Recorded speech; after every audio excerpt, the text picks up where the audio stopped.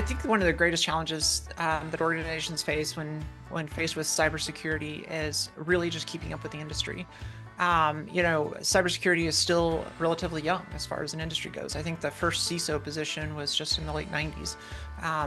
20 plus years old as an industry, and really only found its maturity within the last 10 years or so.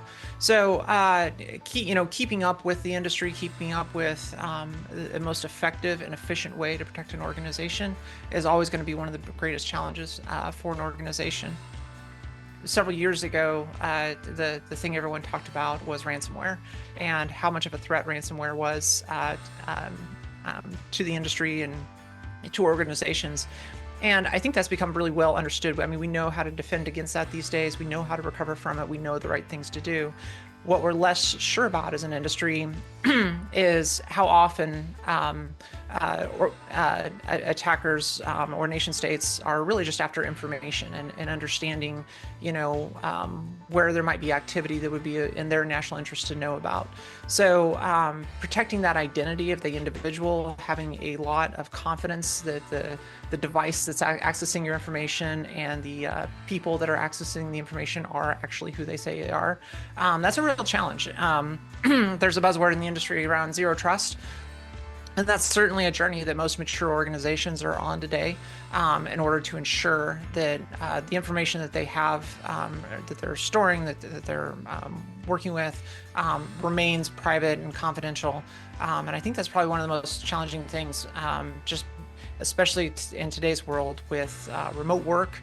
And most people are working from home, so it gets really fuzzy, and there's a lot of controls that have to be put in place in order to maintain that level of confidence in who's accessing your data.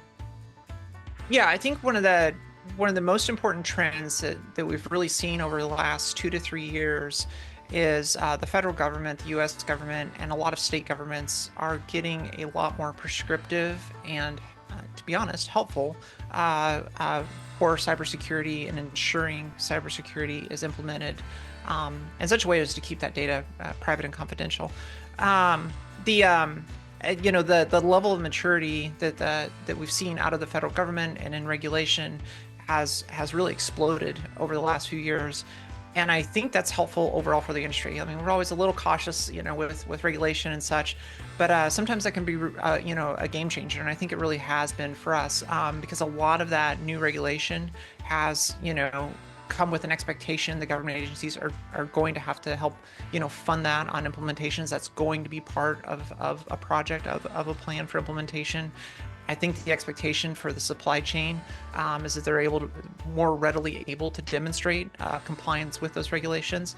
And while compliance is really just the first step on a journey towards maturity, it is an important one, and I think that's helping organizations kind of shift their focus to from putting only in the controls that they absolutely have to getting more thoughtful in their approach to security to keep their customers and our country safe.